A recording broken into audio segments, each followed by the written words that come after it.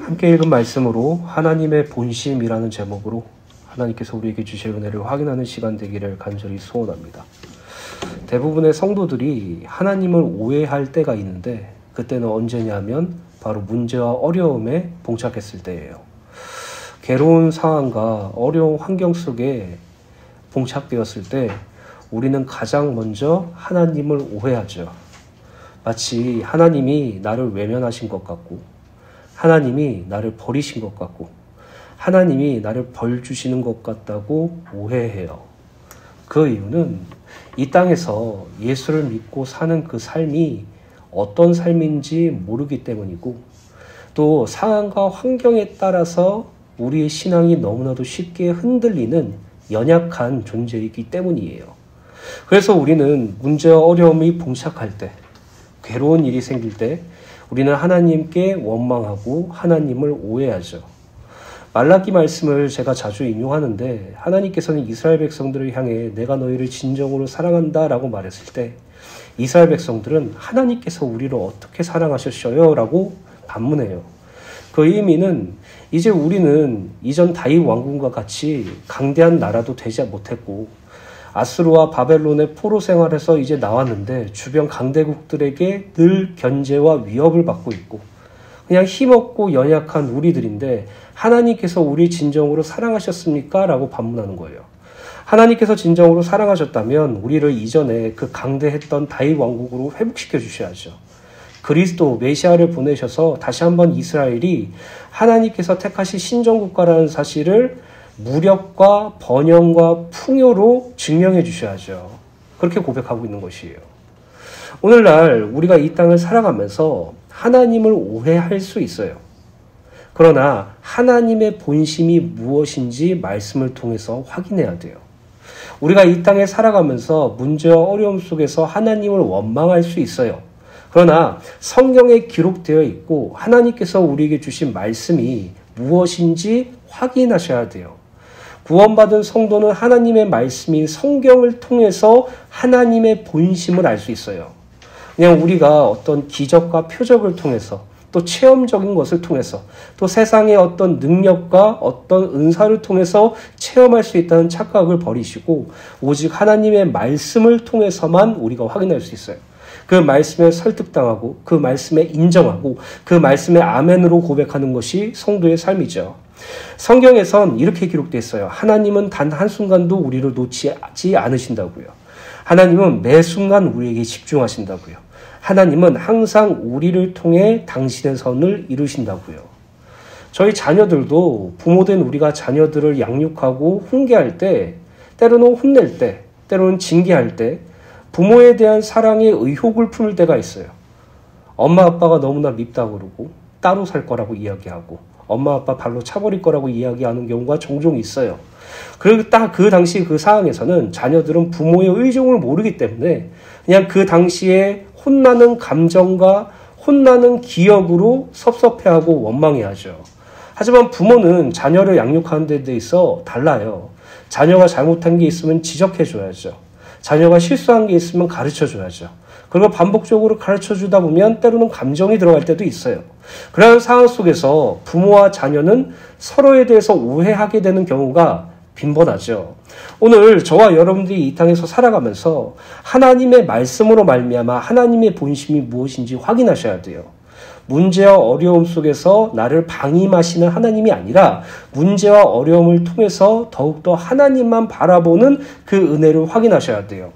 우리가 디모데 후서 말씀을 나누다가 지금 이전에 말씀을 나눴던 여러 가지 말씀들을 함께 나누고 있었죠. 디모데 후서 때 바울의 상황은 매우 안 좋았어요. 바울과 함께 했던 전도 팀들은 모두 바울을 떠났어요. 바울은 감옥에 갇혀서 이제 더 이상 그 감옥을 나올 수 없다는 사실도 알았어요. 이제 자기가 죽을 때가 얼마 남지 않았다는 사실도 알았죠. 바울은 자신의 말년이 가장 인격적으로 또 인간적으로 또 상황적으로 매우 괴로운 상황에 처해 있었어요. 그럼에도 불구하고 바울이 걱정했던 것은 누구였죠? 디모데였죠.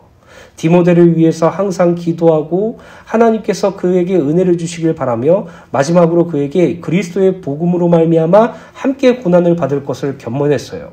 오늘날 우리가 이 땅에 살아가면서 어려움과 문제가 봉착했을 때 하나님께 원망하고 하나님께 불평하는 것이 아니라 자기 자신과 옆에 있는 성도들을 위해서 기도할 수 있는 것이 가장 큰 힘과 은혜라는 사실을 발견하셔야 돼요.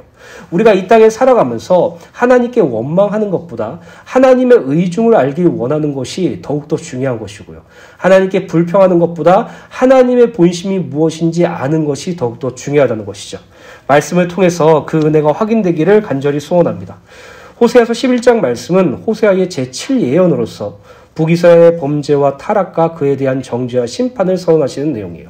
그래서 우리가 호세아서 말씀을 함께 나누어서 알 수 있듯이 호세아서를 통해서 하나님께서는 북이스라엘의 죄와 멸망을 분명히 선고하셨어요. 예고하신 것이 아니라 선고하셨죠. 그들은 반드시 그 죄로 말미암아 우상숭배로 말미암아 멸망할 것이라고 말했어요. 이 말을 전하는 호세아는, 이 말을 들은 북이스라엘은 그 말씀이 매우 두렵고 힘들었겠죠. 아니, 하나님이라면 우리에게 힘도 주시고 번영도 주시고 부요도 주시고 풍요도 주시고 그래서 모든 것을 더해주셔서 그것으로 말미암아 하나님을 온전히 섬길 수 있게 도와주면 얼마나 좋겠냐라고 생각할 수 있어요. 오늘날 성도들도 이와 같죠. 하나님께서 나에게 물질적인 축복도 주시고 건강도 주시고 귀한 가족도 만나게 해주시고 내가 하는 일도 잘하게 해주신다면 내가 조금 더 하나님을 믿고 신뢰하고 하나님을 위하여 살 수 있다고 착각하죠. 여러분, 하나님께서 여러분들에게 물질적인 축복을 주실 때 인간은 그 물질적인 축복에 만족 못해요. 더욱더 큰 걸 원하죠. 더욱더 좋은 것을 원하죠. 하나님께서 여러분들에게 세상과 육신적인 것으로 만족시켜 주시는 분이 아니라 하나님 당신을 우리에게 주심으로 만족시키게 만드셨어요. 결국 구원받은 성도들은 이 땅에 살아가면서 하나님의 은혜와 하나님의 이끄심이 무엇인지 확인하는 신앙이 회복되기 전까지는 우리는 늘 문제와 어려움 가운데 하나님을 오해하는 게 당연하고 우리는 늘 하나님께 불평하는 것이 맞으며 우리는 늘 하나님께 의중을 표할 때가 많다는 거죠. 오늘 저와 여러분들이 하나님의 사랑과 하나님의 은혜와 하나님의 선하심을 말씀을 통해서 여러분들 삶과 연결되길 간절히 소원합니다. 호세아서 11장에는 하나님의 본심이 극대화되는 말씀이에요. 타락한 북이스라엘을 단순히 정죄하고 심판한 것을 넘어 그들을 향한 불변의 사랑에 근거하여 징계 이후에 회복하게 하시는 무조건적 은혜의 약속, 곧 자기 백성을 향한 하나님의 뜨거운 사랑이 면면히 드러나고 있죠. 그래서 호세아서 말씀을 나눴을 때 우리는 한 단어에 집중했어요. 그 한 단어가 무엇입니까? 바로 회복이에요. 회복. 마치 호세아서 말씀을 통해서 북이스라엘이 완전히 멸망당할 것을 보고 두려움과 무서움에 떨어야 될 말씀처럼 보이지만 사실 호세아서의 가장 중요한 말씀의 단어는 회복이라는 것이에요. 그들을 다시 영적으로 회복시킬 것이라는 것. 그들을 다시 참 이스라엘로 회복시킬 것이라는 것. 그들을 다시 당신의 자녀로 당신의 백성으로 삼으실 것이라는 것. 그 방법이 바로 메시아 곧 그리스도 예수로 말미암아 영원하고 완전한 회복을 이루겠다고 선언하신 것이 바로 호세아의 말씀이죠. 오늘날 우리들에게도 이 말씀이 동일하게 적용되었고 성취되었어요. 우리는 그리스도 예수로 말미암아 참된 생명을 얻게 되었고 회복의 완전한 회복을 얻게 되었죠. 그리고 우리가 이 땅에 살아가면서 이 호세아에 기록된 이 북이스라엘 백성들처럼 때로는 하나님께 원망하고 불평하며 우상을 숭배하고 자기를 숭배하는 삶을 살지라도 하나님은 우리를 끝까지 버리지 않으시고 우리를 놓지 않으시고 우리를 외면하지 않으시고 끝까지 붙잡고 가시고 끝까지 우리를 안고 가셔서 우리를 이 땅에서 온전히 주를 위해서 살 수 있는 존재로 바꾸어 주시는 것이 성도의 회복이에요. 이 말씀을 통해서 단순히 북이스라엘의 영적인 무지함을 탓하지 마시고 우리에게 같이 적용하셔서 하나님의 말씀으로 말미암아 참된 영적인 회복이 일어나게 되시길 예수님의 이름으로 간절히 축원합니다. 첫 번째로 내 사랑하는 자 내 아들입니다. 호세아서 11장 1절부터 2절입니다. 이스라엘이 어렸을 때 내가 사랑하여 내 아들을 애굽에서 불러냈거늘 선지자들이 그들을 부를수록 그들은 점점 멀리하고 바알들에게 제사하며 아로새긴 우상 앞에서 분향하였느니라. 1절에 어렸을 때라는 부분은 과거 이스라엘이 하나의 큰 민족을 이루기 전 애굽 땅에서 노예 생활을 하던 때를 지칭해요. 그때 그들은 애굽의 노예로서 아무런 소망도 없이 하루하루 압제와 고난 속에 절망의 나날을 보냈고 사람으로서 기본적으로 누려야 할 삶조차도 기대할 수 없는 절망스러운 형편이었죠. 바로 그때 여호와께서 그들을 찾아가셨고 그들을 모세를 통해서 애굽에서 건지셨죠. 그들을 왜 건지셨습니까? 1절 말씀에 기록되어 있죠. 내가 사랑하여서라고 기록됐어요. 하나님께서 이스라엘을 사랑하시기 때문이에요. 하나님께서 이스라엘 백성들을 사랑하시고 자신의 자녀로 삼으셨으며 그들을 애굽에서 구원하셨죠. 이것은 우리가 받은 구원을 예표하는 말씀입니다. 우리는 이전에 허물과 죄로 죽어서 하나님을 떠나 하나님이 어떤 분이신지도 알지 못하던 상태, 하나님 앞에 죄인이었던 상태, 하나님과 원수였던 그런 상태에서 어둠을 사랑하고 어둠을 향해서 걷고 있던 존재라고 말하고 있죠. 아니, 어둠 그 자체라고 말하고 있었어요. 그런데 하나님께서 그리스도 예수를 죽이심으로 우리를 구원하셨어요. 그 구원하시는 이유가 무엇입니까? 사랑하셔서. 창세 전에 우리를 사랑하셔서. 우리를 구원하시기로 계획하시고 마침내 그리스도 예수로 말미암아 우리를 흑암의 권세에서 그의 사랑하는 아들의 나라로 옮겨주셨죠. 이것이 바로 우리가 받은 구원이에요. 이것이 바로 이것이 바로 이스라엘 백성들이 애굽에서 출애굽하게 된 구원이죠. 그럼에도 불구하고 이스라엘 백성들은 하나님과 더욱 가까이 관계를 그들은 하나님을 버리고 우상 숭배하였죠. 이스라엘은 하나님의 사랑을 받아 하나님의 자녀가 되었음에도 불구하고 또 하나님께서 그들과 더욱 가까운 관계를 갖기 위해서 당신의 선지자들을 보내어 그들을 부를수록 그들은 하나님으로부터 더 멀어졌고 하나님을 떠나 가증한 우상을 적극적으로 또 지속적으로 숭배했어요. 여러분, 이스라엘 백성들이 출애굽했던 그 경위를 살펴보십시오. 그들은 그들의 힘으로 출애굽할 수 없었어요. 하나님께서 허락하신 10가지 기적, 그리고 마지막 어린 양의 피를 바르는 그것을 통하여 죽음이 넘어감으로 말미암아 애굽에서 탈출할 수 있게 되었죠. 결국 그들이 애굽의 노예에서 벗어날 수 있었던 유일한 방법은 하나님이셨다는 말이에요. 그뿐입니까? 홍해를 건널 수 있었던 유일한 방법도 하나님이셨죠. 그들은 그들 스스로 길을 개척하여 광야를 지나 가나안 땅을 간 것이 아니라 하나님께서 그들을 구름 기둥과 불 기둥으로 인도하셨고 만나와 메추라기와 물을 주심으로 그들을 살게 하셨고 그들의 삶과 의식주와 생존을 책임져 주심으로 마침내 가나안 땅에 정착하게 하셨고 심지어 그 가나안 땅에서마저도 전쟁에서 하나님께서 모두 승리케 하셔서 그들 이스라엘 백성들이 그 가나안 땅을 차지하게 하셨어요. 그들의 출애굽서부터 가나안 땅까지 가는 모든 순간들은 하나님의 계획하심과 하나님의 인도하심과 하나님의 싸우심과 하나님의 열심 속에서 이루어진 일들이에요. 그럼에도 불구하고 그들이 가나안 땅에서 정착하였을 때 그들의 소유가 점점 불어나고 그들이 은금이 많아지고 그들의 양떼와 가축들이 점점 많아질 때 그들은 스스로 교만하여져서 그것을 더욱더 가지기 위해서 그것을 더욱더 지키기 위해서 바알을 우상숭배했어요. 아세라를 섬기기 시작했어요. 왜요? 바알과 아세라는 자신들의 이 땅에 육신적인 복을 주는 존재라는 우상이라는 사실을 알고 있었기 때문에 그들은 하나님의 은혜로 출애굽받았고 그들은 하나님의 은혜로 광야를 지났으며 그들은 하나님의 은혜로 가나안 땅에 정복했음에도 불구하고 이 세상에 무엇을 먹을까 입을까 마실까에 집중하여서 먹고 마시고 시집가고 장가가는 것을 가장 중요하게 여겨서 이 땅에서 하나님의 구원을 체험했음에도 불구하고 하나님을 떠나고 심지어 하나님께서 선지자들을 통해서 그들에게 말씀을 가르쳤음에도 불구하고 그 귀를 막고 오히려 자기들의 번영과 풍요와 다산을 위한 우상 숭배를 선택하게 되었죠. 참 아이러니하고 하나님께서 가장 가슴 아파하실 일이 아닐까 생각이 들어요. 호세아서 11장 3절부터 4절입니다. 그러나 내가 에브라임에게 걸음을 가르치고 내 팔로 안았음에도 내가 그들을 고치는 줄을 그들을 알지 못하였도다. 내가 사람의 줄, 곧 사랑의 줄로 그들을 이끌었고 그들에게 대하여 그 목에 멍에를 벗기는 자같이 되었으며 그들 앞에 먹을 것을 두었노라.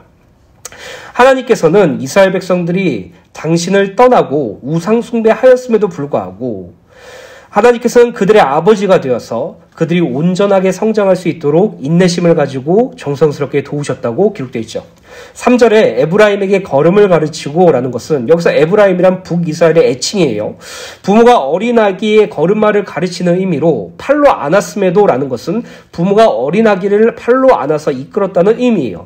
하나님께서 광야에서 이스라엘 백성들을 어떻게 가나안 땅으로 이끄셨는지 대하여 말씀하시는 부분이죠. 신명기 1장 31절의 말씀처럼 사람이 자기의 아들을 안는 것 같이 너희 하나님 여호와께서 너희가 걸어온 길에서 너희를 안으셔서 이끄셨다라고 기록되어 있어요. 그뿐 아니라 하나님은 그들이 가나안 땅에 정착하였을 때도 지속적으로 그들을 치유하셨죠. 내가 그들을 고치는 줄이라는 부분은 이스라엘이 출애굽 이후 가나안 땅에 들어와 거주하는 동안에 불신앙과 범죄를 저지를 때 하나님께서는 주변 이방 민족들을 사용하셔서 그들의 범죄를 깨닫게 하시고 다시금 사사를 통해 세우셔서 여호와 하나님께로 돌아오도록 치유하셨어요. 그러나 이스라엘은 이 모든 사실을 알지 못했다고 기록되어 있죠. 하나님이 광야에서 그들을 팔로 안아 가나안 땅으로 이끄시고 가나안 땅에서 그들이 온전히 당신만 섬길 수 있도록 지속적으로 치유의 은혜를 주셨으나 구원자 되신 하나님을 알지 못하고 그분이 베푸시는 보살핌과 치유의 은혜를 전혀 알지 못한 것이에요. 그들이 오히려 하나님을 더욱 멀리 떠나 가증한 우상을 숭배하고 철저히 타락의 자기를 맡겼어요. 4절을 보면 하나님께서는 이스라엘을 사람의 줄, 사랑의 줄로 그들이 이끄셨다고 말씀하시는데 하나님께서는 이스라엘을 광야에서 이끄실 때 전능하고 초월적인 자신의 무서운 힘을 직접적으로 드러내기보다는 자신과 그들 사이에 사람 중보자 모세를 세워 그들을 부드럽고 온화하게 특히 그들이 금송아지 우상 범죄로 진멸을 당할 위기에 처할 때도 모세의 중보 기도를 통해 그들에게 최대한 인내하시면서 이끄신 사건을 말해요. 그들에 대하여 목에서 멍에를 벗기는 자라는 말씀과 그들 앞에 먹을 것을 두었노라라는 말씀은 사람이 밭에 갈기 위하여 부리는 소를 비유하신 것으로 하신 말씀으로 소에 걸린 목의 멍에를 벗겨 그 소가 음식을 먹기 편하도록 하는 것을 연상케 하는 표현이에요. 이것은 하나님께서 자기 백성을 인도하실 때 그들을 타의에 움직이는 꼭두가시처럼 대화하신 것이 아니라 그들의 자유의지, 곧 자발적인 의사를 통해 행동하고 움직이고 생각하도록 이끄신 것으로 하나님께서 이스라엘을 얼마나 세심한 사랑으로 보살펴셨는지 가늠하게 해요. 결국 호세아서 11장 3절 4절의 말씀은 쉽게 말씀드리면 이거예요. 내가 너희를 내 자녀로서 사랑하고 너희들을 내 자녀로서 안아서 너희들을 인도했지만 너희들은 끝끝내 나를 버렸다라는 것이에요. 너희들은 끝끝내 내가 아닌 우상을 숭배하였다라고 말하고 있어요. 그렇다면 북이스라엘 백성들이 하나님의 구원을 체험하고 하나님의 인도하심을 체험했음에도 불구하고 우상을 선택한 이유가 무엇이죠? 호세아서 4장에 기록되어 있죠. 그 우상들이 자신들에게 떡과 물과 포도주와 아름다운 양털을 주기 때문이라고 말하고 있어요. 세상의 것을 자기에게 주기 때문에. 결국 이스라엘 백성들은 세상의 것이 더욱더 중요했기에 하나님을 외면하고 우상 숭배하는 것이 당연했던 거였죠. 그럼에도 불구하고 하나님은 이스라엘 백성들을 계속적으로 말씀을 통해서 깨닫도록 하시는 것이에요. 이 호세아서 말씀도 이스라엘 백성들이 깨닫도록 하시기 위해서 주신 말씀인데도 불구하고 그들은 하나님을 버렸죠. 호세아서 11장 5절부터 7절입니다. 그들은 애굽 땅으로 되돌아가지 못하겠거늘 내게 돌아오기를 싫어하니 아수르 사람이 그 임금이 될 것이라. 칼이 그들의 성읍들을 치며 빗장을 깨뜨려 없이 하리니 이는 그들의 계책으로 말미암니라.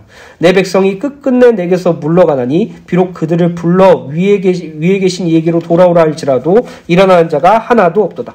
5절 말씀을 공동번역으로 보면 이 백성은 나를 저버리고 이집트로 되돌아가려 하지만 결국 아수르의 지배 아래 들리라 라고 기록됐어요.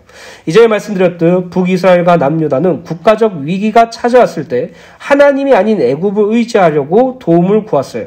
심지어 아수르와 바벨론에게 멸망당할 때는 애굽으로 피난하려 하였죠. 우리가 잘 아는 예레미야서의 말씀을 보면 남유다가 바빌론에게 멸망당할 게 그들은 하나님께 피하지 않았어요. 애굽으로 도망갔어요. 그래서 예레미야는 애굽으로 도망가는 이스라엘 백성들에게 하나님만 전적으로 의지할 것을 촉구했지만 오히려 예레미야를 더욱더 핍박했죠. 그들은 하나님께로 되돌아오기를 거절한 것이에요. 결국 북이스라엘은 아수르에, 남유다는 바빌론에게 철저하게 멸망하였고 그 나라에서 종살이를 하게 되죠.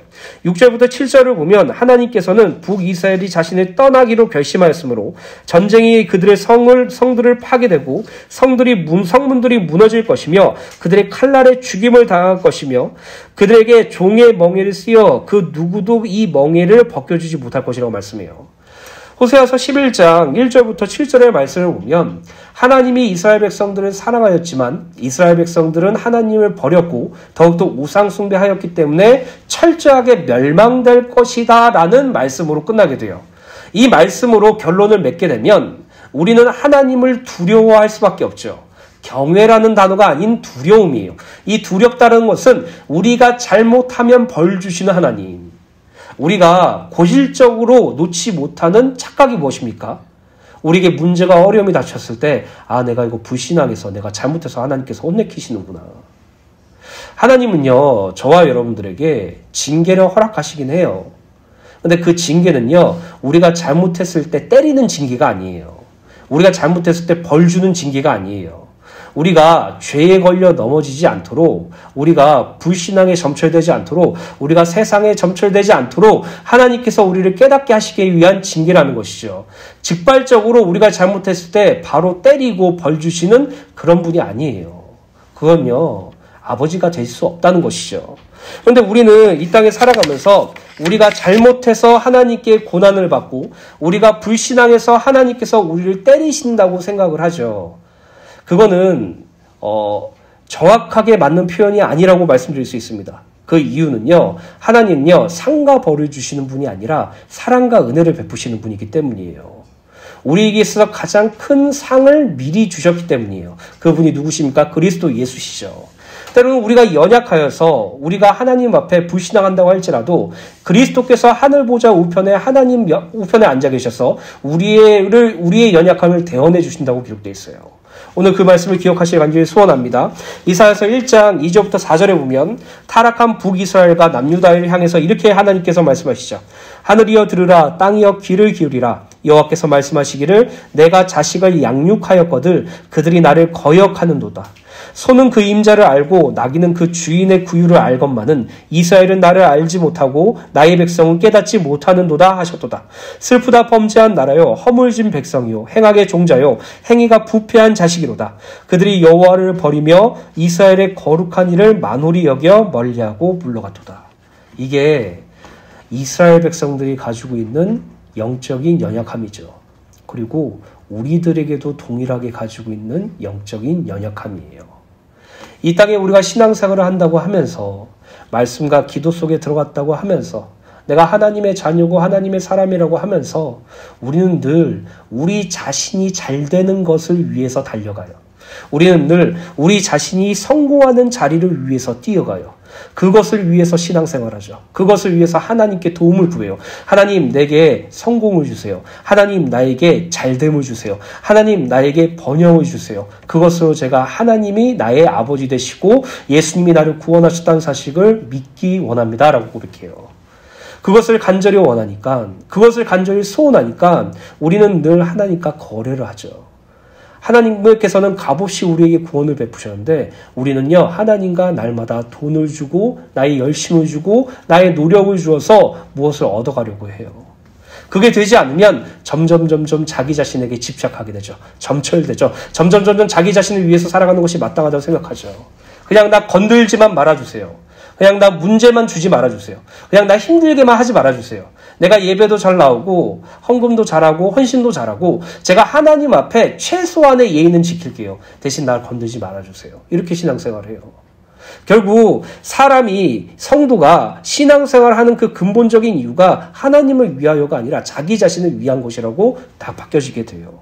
오늘 저와 여러분들이 이 땅에 살아가면서 하나님을 위하여 사는 존재, 주님을 은혜로 사는 존재라는 것을 기억하신다면 이러한 부분에 대해서 많이 고민해 보셔야 돼요. 왜 나는 나를 부인하는 것보다 나를 증명하는 게 더 좋을까? 왜 나는 하나님의 영광을 위해서 사는 것보다 나의 자랑을 위해서 사는 게 좋을까? 이런 부분에 심각하게 고민하시고 기도하셔야 돼요. 그래야지만이 말씀을 통해서 참된 의미를 깨달을 수 있기 때문입니다. 오늘 저와 여러분들이 이 땅에 살아가면서 한 가지만 기억하세요.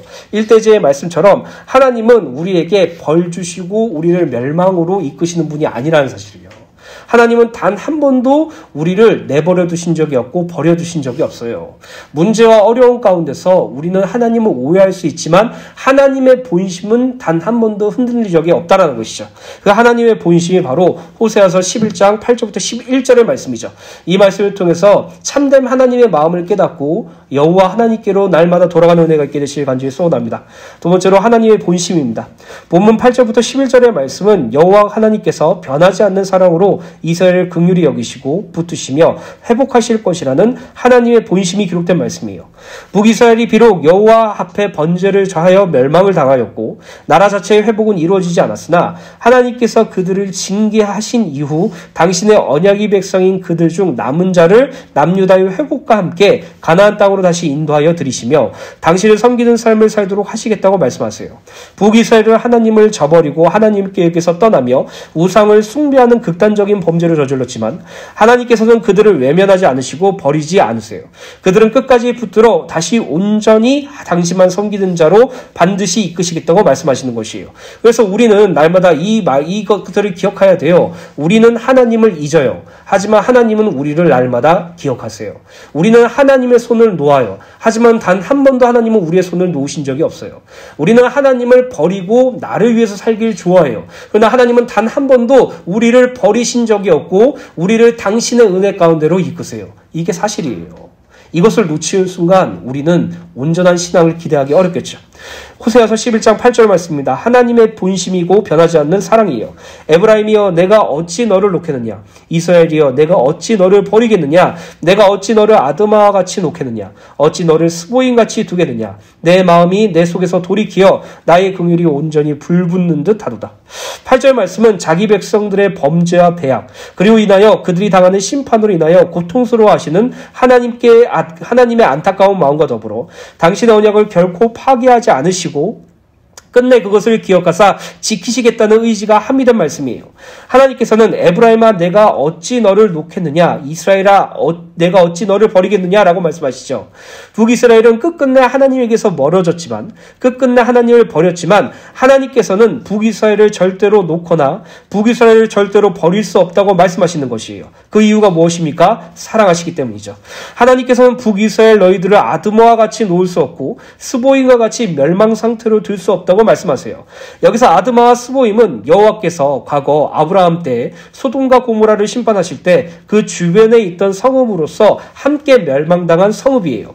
비록 아드마와 스보임은 여호와 하나님과 전혀 관련이 없는 죄악이 간영한 성읍이었기 때문에 완전히 멸망을 당했지만 북이스라엘은 너는 내 사랑하는 자고 내 아들이기 때문에 너희는 나의 언약에 기초한 백성들이기 때문에 아드마와 스보임같이 버려두거나 완전히 멸망시키지 않고 끝까지 붙드시고 끝까지 도우시며 끝까지 너희들과 함께 하시겠다고 말씀하시는 것이에요. 이렇게 말씀하시면서 하나님께서는 자기의 백성을 버리지 않으시는 이유가 무엇인지 알려주시는데 그것은 바로 긍휼이에요. 당신의 언약에 기초한 성실하시고 변함없으신 사랑, 하나님께서 자기의 언약 백성을 향해 마음을 돌이켜 징계해서 긍휼로 돌아셨으며 그러한 긍휼이 타오르는 불길처럼 뜨겁게 그것을 억누르지 못하고 자기 언약 백성에게 그 긍휼을 쏟아부으시는 것이죠. 물론 하나님께서는 당신의 백성을 버리지 않으시는 것은 당신의 언약 때문이에요. 그러나 이 언약은 단순한 문구가 아니라 하나님의 불같은 사랑, 뜨거운 인애, 한량없는 자비와 긍휼이 전제된 언약이에요. 우리 지율이 이름이 알지 긍휼휼이에요. 하나님의 긍휼을 아는 자. 하나님께서는 북이스라엘과의 언약을 절대로 파기하지 않으시고 그 언약으로 인해 그들의 범죄와 멸망을 불붙는 듯이 긍휼히 여기셔서 그들을 다시 이스라엘 백성으로 회복하게 하실 것이라고 말씀하고 있죠. 그래서요, 구원받은 성도들도 여기에 대한 확실한 언약의 믿음이 있어야 돼요. 그것은 무엇이냐? 우리는요, 아드마가 아니에요. 우리는요, 스보임이 아니에요. 하나님은요, 우리를 아드마와 같이, 스보임과 같이, 죄악에 관영한 그 자들과 같이 버려두지 않으신다고요. 내가 너를 절대로 버리지 않아. 내가 너를 절대로 놓치지 않아. 너의 의중과 너의 열심과 너의 깨달음과 너의 그런 공로와 상관없이 나는 항상 너를 놓지 않을 것이고 너를 끝까지 붙들 것이고 너를 끝까지 너의 믿음을 지켜주실 것이라고 하나님께서 말씀하시는 것이에요. 그 이유가 무엇입니까? 하나님께서 우리에게 언약을 주셨기 때문에 그리고 그 언약을 기반으로 우리를 긍휼히 여기시기 때문에 그래서 우리는 하나님께 우리를 불쌍히 여겨달라고 기도하는 것만큼 아름다운 기도가 없어요. 그 말은 두 가지를 의미해요. 첫 번째, 하나님의 긍휼을 간구한다는 것은 첫째, 나는 하나님이 함께해 주시지 않으면, 하나님이 도와주시지 않으면 아무것도 할 수 없는 연약한 존재라는 사실을 고백하는 것이고, 두 번째로 하나님께서 나에게 은혜를 베푸시고 도움을 주셔야지만이 나는 완전한 존재가 될 수 있다는 것을 깨닫는 고백이에요. 그 말은 자기 자신을 부정하고 오직 하나님만 의지하겠다는 것을 바로 긍휼히 여겨달라고 말하는 것이에요. 오늘 저와 여러분들이 날마다 하나님께 긍휼을 구하세요. 늘 불신앙과 어떤 믿음 없음과 또 불순종하는 자기 자신에 한탄해하시면서 상한 심령으로, 애통한 심령으로 하나님께 기도하세요. 나를 긍휼히 여겨주시옵소서. 오직 하나님의 은혜만 부어주시옵소서. 오늘 저와 여러분들이 말씀을 통해서 항상 기억하세요. 하나님은요, 우리를요, 스보인같이 아드마같이 두지 않으세요. 우리를요, 끝까지 붙잡아 보세요. 하나님의 마음이 날마다 돌이켜서 그 긍휼이 불붙는 듯하여서 마침내 그리스도 예수로 말미암아 우리를 구원하셨고, 또 여러 사도들을 통해서 우리에게 이렇게 언약을 주셨죠. 내가 너를 친히 온전하게 하겠다. 내가 너를 친히 굳건하게 하겠다. 내가 너를 친히 털을 견고하게 하겠다. 우는 사자와 같은 사탄이 너를 삼키려고 할지라도 내가 너를 끝까지 붙들고 지켜줘서 마침내 나의 마지막 날에 너와 영원히 함께 하겠다라고 언약하셨어요. 그 언약을 기반으로 하나님은 날마다 우리를 긍휼히 여기시고 우리에게 은혜를 베푸셔서 이 땅에서 온전한 그리스도인의 삶을 살 수 있도록 도와주시는 것이죠. 그래서 우리가 한 해 동안 붙잡은 그 기도 제목의 말씀을 기억하세요. 하나님께서 항상 우리를 인도하시고 하나님께서 우리를 실족시키지 않으신다고 말씀하잖아요. 우리를 죄에 걸려 넘어지지 않도록 도와주신다고 말씀하시잖아요. 날마다 그 말씀을 기억하시고 하나님의 언약을 굳게 붙잡고 하나님의 긍휼과 은혜를 간구하시길 간절히 소원합니다. 호세아서 11장 9절입니다. 내가 나의 맹렬할 진노를 나타내지 아니하며 내가 다시는 에브라임을 멸하지 아니하리니 이는 내가 하나님이요 사람이 아니라 내 가운데 있는 거룩한 이니 진노함으로 내게 임하지 아니하리라. 구절을 보면 하나님께서는 에브라임, 북이스라엘 너희와 함께하는 거룩한 분이시기에 앞으로 회복될 에브라임, 북이스라엘은 에브라임 너희들을 분노로 벌하지 않고 멸하지 않으실 것이라고 말씀하시죠.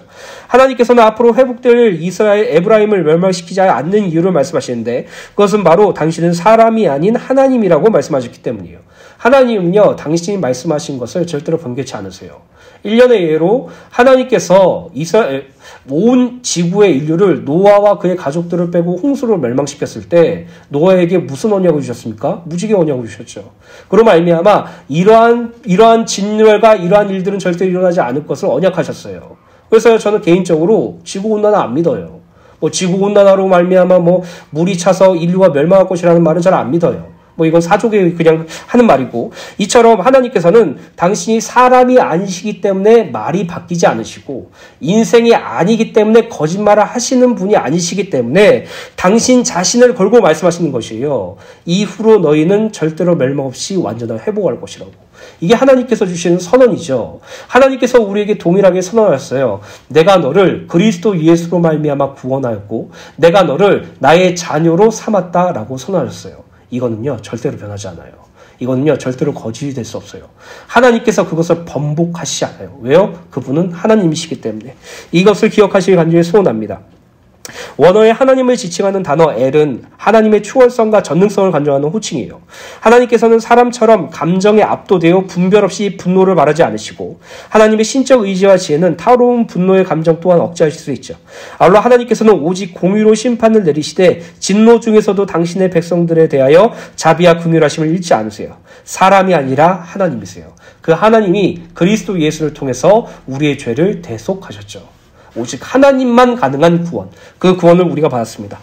호세아서 11장 10절부터 11절입니다. 그들은 사자처럼 소리를 내시는 여호와를 따를 것이라. 여호와께서 소리를 내시면 자손들이 서쪽에서부터 떨며오되 그들의 애굽에서부터 새같이 아수르에서부터 비둘기같이 떨며오리니 내가 그들의 집에 머물게 하리라. 나 여호와의 말씀이라. 10절부터 11절의 말씀을 보면 하나님께서 이스라엘을 회복시키는 날 하나님께로 돌아올 것임을 예언하시는데 비록 하나님의 심판으로 말미암아 북이스라엘은 멸망을 당하지만 하나님께서는 당신의 크신 사랑과 긍휼로 인하여 심판 심판을 넘어서 용서와 회복의 은총을 부어주실 것이라고 말씀하시죠. 그러면서 하나님께서는 사자의 소리에 대한 비유로 말씀하시는데, 이는 하나님의 음성이 자기 새끼를 부르는 어미사자의 부르짖음처럼 크고 명확하여서 하나님의 택한 백성 중 그것을 듣지 못하는 자가 없을 것임을 나타내요. 그리고 하나님께로 돌아오는 자들이 새와 비둘기에 비유되고 있는데, 이는 그들이 돌아오되 신속히 돌아올 것을 나타내죠. 그리고 새 중에 비둘기가 언급된 것은 하나님의 택한 백성들의 돌아옴이 마치 비둘기의 기소 본능 같이 본능적인 것임을 시사하기 위함이에요. 하나님은 이처럼 당신의 음성을 듣고 돌아오는 자들을 그들의 집 가나안에 머물게 하겠다고 말씀하세요. 이 말씀이 바로 그리스도 예수를 통해서 성취되었죠. 진리를 받아들인 자들과 진리를 거부한 자들로 분별돼요. 우리는요, 그리스도 예수를 믿음으로 말미암아 구원 얻었죠. 하나님께서 우리를 그리스도 예수로 부르셨을 때 우리는 그 음성을 분명히 듣고 예수를 우리의 구주로 영접하여 하나님의 자녀가 되었어요. 우리는요, 이 땅을 살아가면서 정처 없이 자기를 위해서 살아갔던 존재이지만 하나님께서 그리스도 예수로 우리를 구원하셨을 때 우리는 하나님께로 돌아오게 되었어요. 예수의 피로 하나님의 지성소에 당당히 걸어갈 수 있게 되었어요. 마침내 예수 그리스도의 십자가 구원으로 말미암아 완전한 회복이 성취되었죠. 단순히 이스라엘의 영토와 땅을 회복시키겠다는 하나님의 말씀이 아니에요. 예수를 통하여 너희들을 완전히 구원할 것이다 라는 말씀이에요. 그게 하나님께서 말씀하신 회복이에요. 예레미야든 이사야든 여러 대선지자든 소선지자든 그들에게 하나님께서 주신 말씀은 하나였어요. 메시아 곧 그리스도 예수를 통하여 너희들에게 구원을 베풀 것이고 그것이야말로 너희들에게 완전한 회복이다. 오늘 저와 여러분들이 그 완전한 회복을 받았다는 사실을 기억하시고 이제는 여호와 하나님께 날마다 돌아가는 은혜가 있게 되시길 간절히 소원합니다. 호세아서 6장 1절부터 3절입니다. 오라 우리가 여호와께로 돌아가자. 여호와께서 우리를 찢으셨으나 도로 낫게 하실 것이요 우리를 치셨으나 싸매어 주실 것입니다. 여호와께서 이틀 후에 우리를 살리시며 셋째 날에 우리를 일으키시리니 우리가 그의 앞에 살리라. 그러므로 우리가 여호와를 알자. 힘써 여호와를 알자. 그의 나타나심은 새벽빛같이 어김없나니 비와 같이 땅을 적시는 늦은 비와 같이 우리에게 임하시리라 하리라. 결국 우리가 하나님을 오해하는 자리에서 하나님의 본심이 무엇인지 확인하였을 때 우리가 문제와 어려움 속에서 하나님을 원망하다가 하나님의 진정한 본심이 무엇인지 깨닫고 그분의 은혜 베푸심과 합력하여 선을 이루심이 무엇인지 알 때 우리는요 하나님께로 돌아가길 소원하겠죠. 하나님을 더욱더 알길 소원하겠죠. 오늘 날마다 여호와 하나님께 돌아가는 회개와 여호와 하나님을 알길 소원하는 그 지혜가 여러분들 삶 속에 충만해지길 간절히 축원합니다. 결론입니다. 요한복음 13장 1절 말씀 읽어드리고 마치겠습니다. 6월절 전에 예수께서 자기가 세상을 떠나 아버지께로 돌아가실 때가 이른 줄 아시고 세상에 있는 자기 사람들을 사랑하시되 끝까지 사랑하시니라. 이 말씀에 제가 사족을 이렇게 붙였죠. 제자들이 예수님을 버릴 것을 아시고도 예수님을 끝까지 사랑했다. 베드로가 예수님을 부인하고 하나님 앞에 저주했음에도 불구하고 예수님은 그 베드로를 끝까지 사랑하셨다. 제자들과 이스라엘 백성들이 예수님을 십자가에 달려 죽으신 것을 외면하고 슬퍼하고 그것을 부정하였어도 그들을 끝까지 사랑하셨다. 이스라엘 백성들이 예수를 십자가에 못 박혀 죽으시고 조롱하고 그 예수님께 내려오라고 그러면 내가 믿겠다고 하셨던 그런 이스라엘 백성들을 예수님께서는 끝까지 사랑하셨다. 이 사랑은요 인간이 할 수 있는 사랑이 아니에요. 이 사랑으로 말미암아 우리가 구원받았습니다. 그 은혜를 날마다 기억하시고 날마다 하나님의 본심을 확인하셔서 이 땅에 하나님의 은혜와 하나님의 긍휼을 간구하며 하나님의 기쁨이 되는 삶을 살게 되시길 간절히 소원합니다.